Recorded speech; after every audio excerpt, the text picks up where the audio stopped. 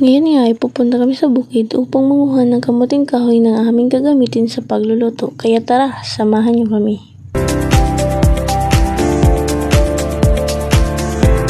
At dito nga ay sinimulan na naming manguha ng kamuting kahoy.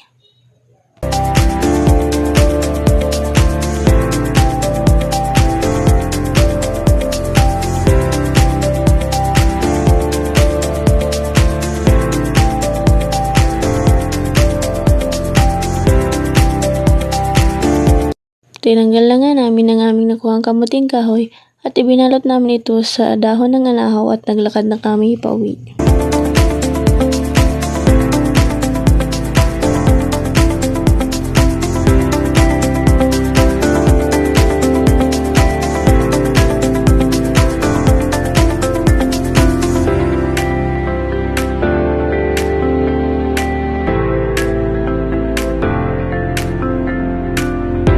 Pagdating namin ay agad namin itong inihanda upang maumpisahan ng mabalatan at pagkatapos ay agad namin itong hinugasan at inilagay sa lalagyan. Dito naman ay nagpakayod kami ng nyog. Ito nga pala ay ang tinatawag na electric grater at ang gamit naman sa pagpiga ay ang homemade or custom built coconut milk press. Napakadali lang itong gamitin.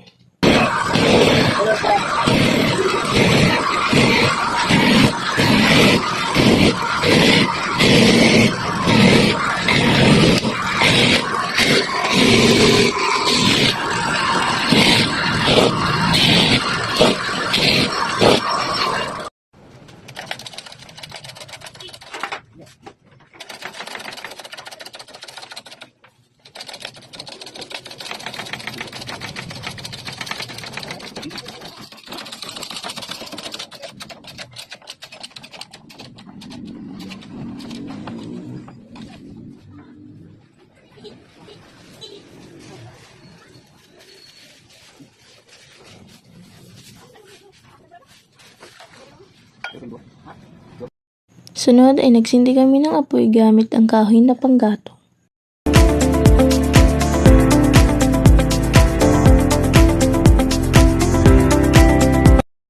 Sunod ay piniga na ang nakayo na nyog at inilagay na nga sa lulutuin naming kamuting kahoy. At pagkatapos ay nilagyan ng konting asin para masarap.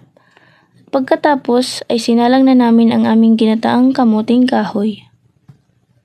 Maghihintay tayo ng 20 minuto hanggang 30 minuto para maluto.